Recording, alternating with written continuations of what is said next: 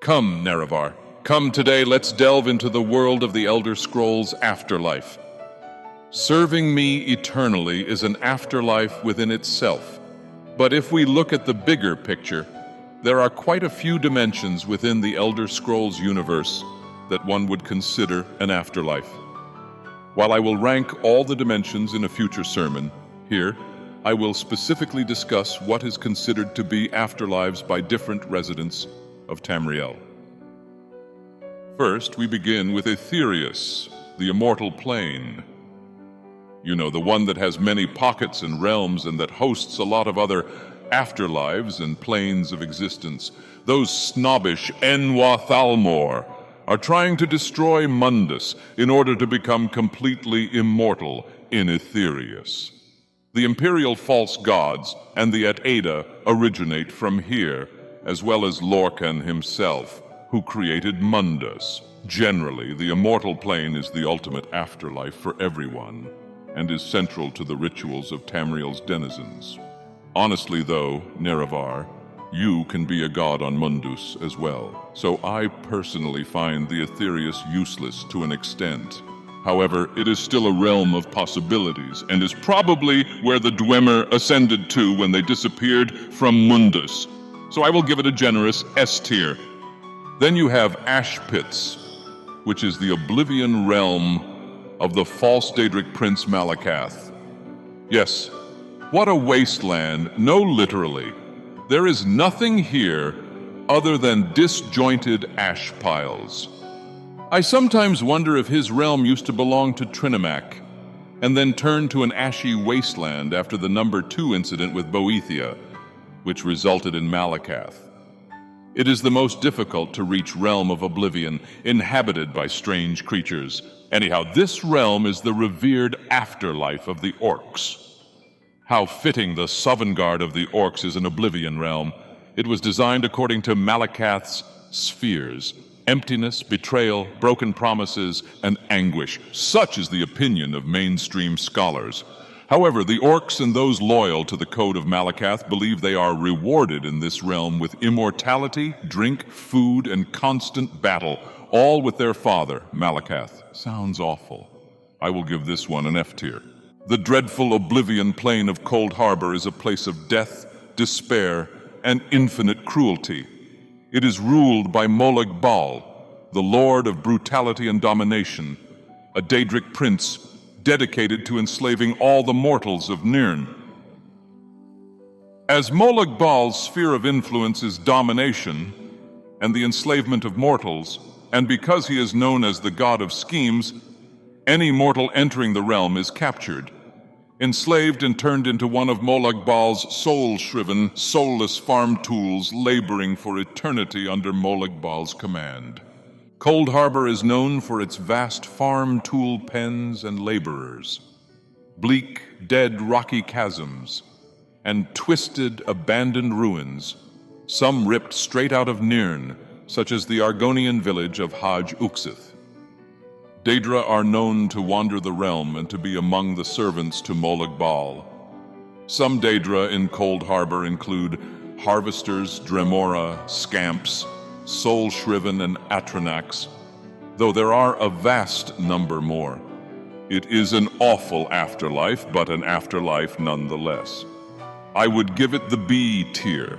While I do not like Molag Bal at all, his use of farm tools, especially Argonians, is commendable. The Far Shores is the afterlife of the Redguards, located in Aetherius.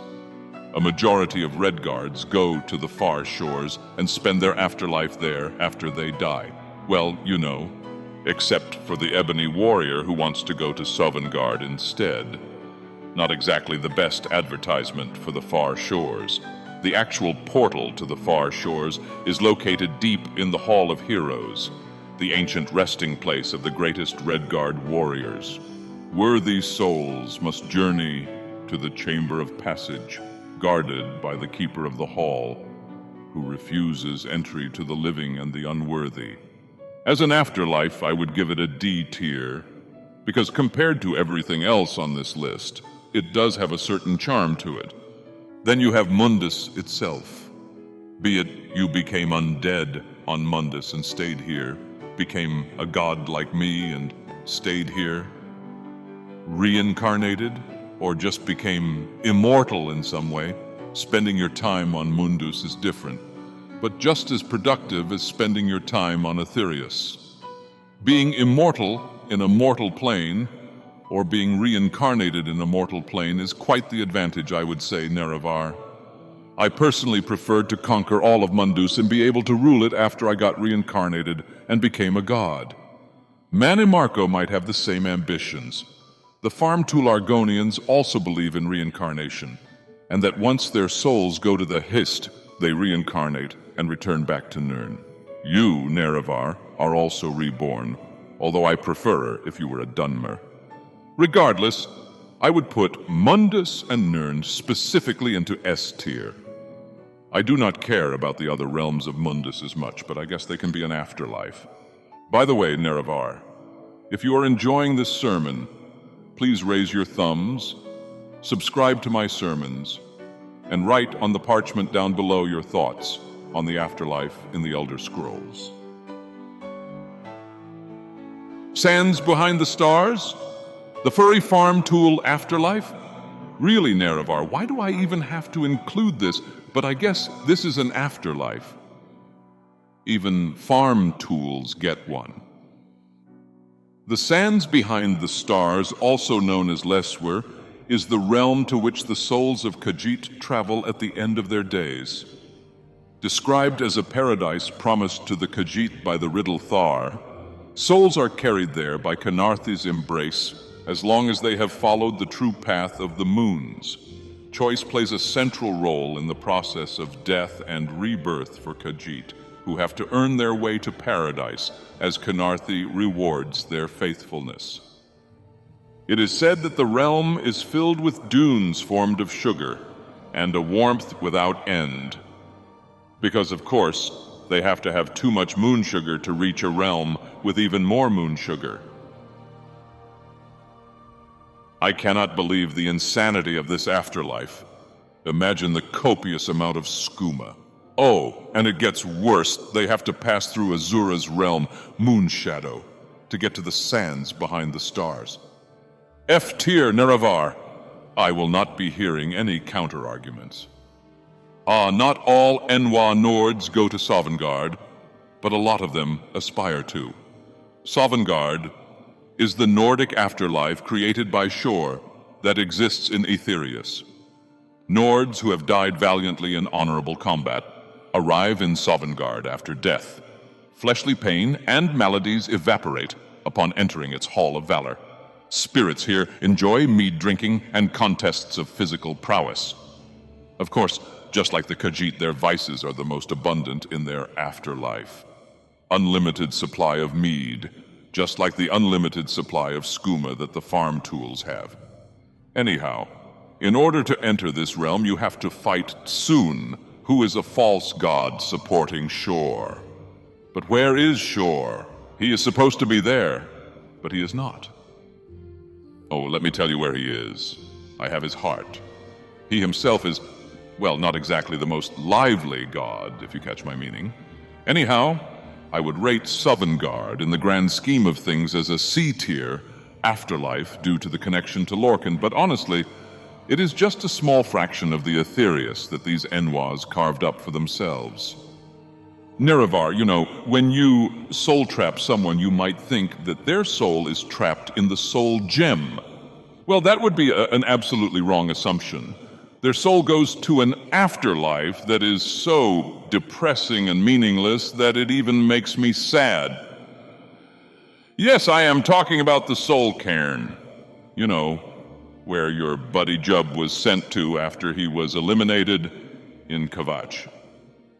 Not to mention, it also contains the Dragonborn's potential in-law Valerica if Serana were to marry him, but that's never going to happen. Anyway, I am getting distracted. The Soul Cairn is ruled by the Ideal Masters. It has been speculated that the Ideal Masters have transcended beyond physical manifestation and now exist as non-corporeal beings.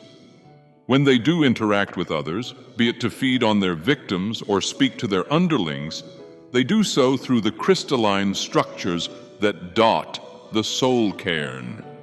It is most likely a plane of oblivion, but without a Daedric prince.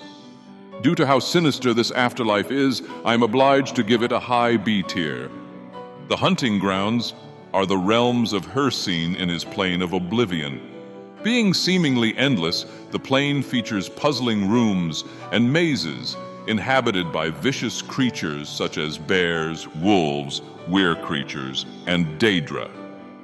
Many of the creatures that inhabit the plane are much larger than those that inhabit the mortal realm.